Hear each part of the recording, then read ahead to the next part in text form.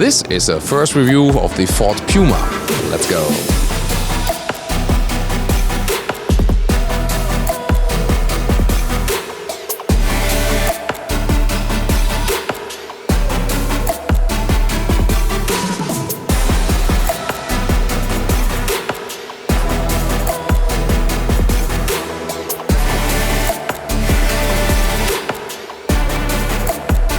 In the front we can see a Fiesta resemblance, yes, but it's put a little bit higher in this crossover style.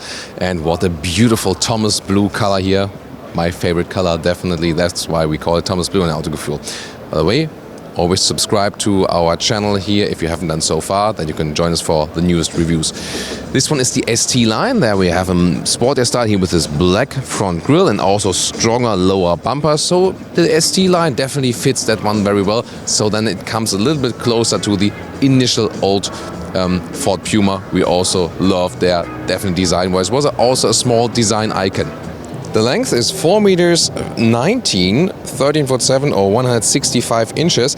And the interesting thing is, it is about 18 centimeters longer than a smaller Ford EcoSport and 33 centimeters shorter than the bigger Ford Kuga.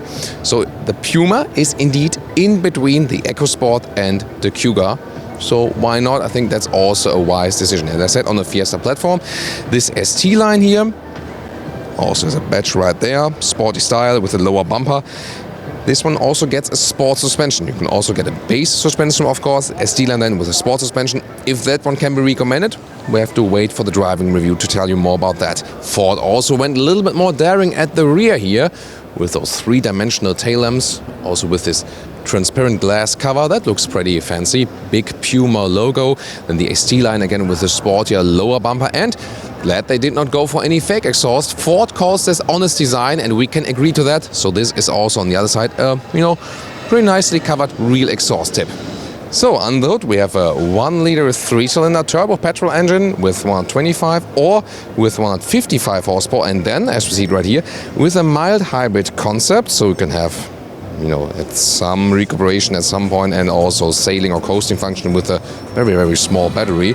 Interesting that they also now go the M halfway.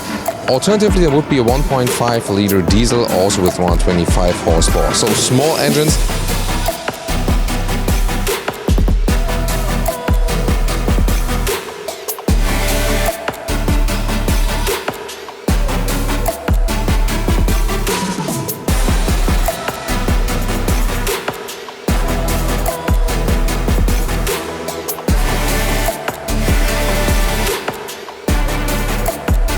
Now to the interior, pretty thick door handles, also with keyless entry function, door closing sound. Yeah, it sounds quite okay. Then, inside of the doors, this one the ST line with sporty red contour stitches right there. That's a leatherette cover, soft at the inside of the doors. Hardback is just right here. There, of course, they try to save some money. Very shallow, this inside door pockets here, so I'm not sure if that holds a lot. Also thin materials.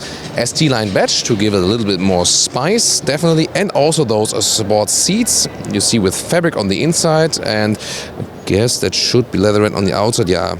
Maybe some animals, I think they split sometimes, animal skin and leatherette parts, but you cannot really differentiate what's what.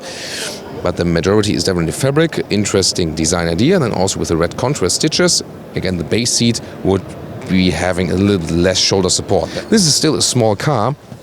And first seating test is, well, I have to say, it is somewhat, like in Ford Fiesta, there you feel the platform difference. You sit a little bit higher, yes, so that's good that you sit a little bit more upright. This will give you a little bit more comfort.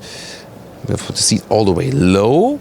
The headroom I have is, it gets really close. I do exactly fit in here with 1.86 m or 6'1", but again, that comes quite close, especially with this panoramic roof. So let's see, we can also close this shade manually, and you can also slide it open, this panoramic roof, but it's not properly powered here at the moment. So interior overview, you can also move that steering wheel up and down and in and out, and then you see those new 12.3-inch digital instruments. Unfortunately, the car is not properly powered at the moment. There we can show you too much of that. Maybe we open and close the door, and maybe sometimes we can see, yeah, there it is. There's a visualization of the 12.3-inch. Oh, with a Puma. That's nicely done with that logo there. brings some more emotional touch to this car. Why not? Pretty interesting. Then this central screen there in the middle part, this, is a little bit attached out there, but that's the way that you can easier control it here. Also, maybe, do something while driving. And their new systems are actually quite good. There are better ones, yes, but they do the job definitely. Phone connection either Bluetooth, or there's also now on the mobile apps you can actually also use Apple CarPlay or the Android Auto. But so far we cannot use the car internal map when we have Apple CarPlay or Android Auto connected. Now what about the rear? When I'm sitting in the front, first of all, look, same ST styling in the front. This one, of course, then are all hardback, and here the materials are rather simple with those Ford interiors. Interiors not really where Ford is leading, definitely have to admit that. Then the rest styling also with those red contrast stitches. But you see, it looks a little bit more upright than in the Fiesta. But what about the space I really have when taking a seat behind me as I would be driving? Again, it's not a long car.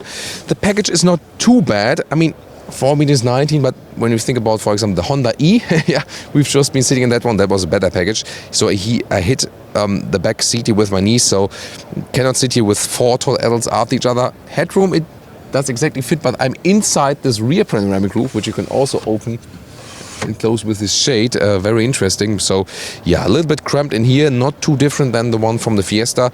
Then you just need a bigger car or one with a better package. Let's open it right here with this hatch. And wow, what's that? Interesting.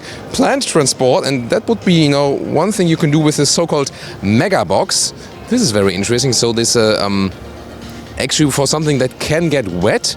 So I just put out the plant here for a second, but that could be used for plant transport indeed. And if you remove this cover here, you can even use this lower screw here and open it, and then the water rinses actually through. Now to our conclusion for today with the Ford Puma. Well, this new edition of that one, I mean, why not making it a little bit more crossover-ish, SUV-ish? That's the contemporary trend, and why not doing it in that way? Definitely looks stylish and emotional from the exterior. Interior, I really like the titanium X trim here today with those bright fabric seats, which also can be bought then with those removable seat covers. So that was pretty cool. Other than that, the interior is somewhat a weak part of this car. You don't have too much space, but then also it's a small car. And of course, those fabrics are pretty cool at the inside of the doors. But then there are also some weak parts we found there, like with those rubber claddings and so on. Interesting also with the trunk, with this new mega box. So, I mean, not sure what I would use it actually for, but it's definitely a very interesting approach. Also, with those mild hybrid engines, by the way, the MHEV function is not only available for the bigger petrol engine, but also for the smaller horsepower auto version. Forgot to mention that earlier. So both actually available with the MHEV. Let's see how that one plays out, if it will be lower in consumption, because earlier tests with the Fiesta, for example, usually were quite high in the fuel consumption. Maybe the MHEV can be a solution for that. Like to know, what do you think about the new Ford Puma here? You like it here when it's a little bit crossover SUV-ish, if you, of course, can remember the old Puma as a comparison. So, thanks for tuning into that one here, and also tune in to our next episodes.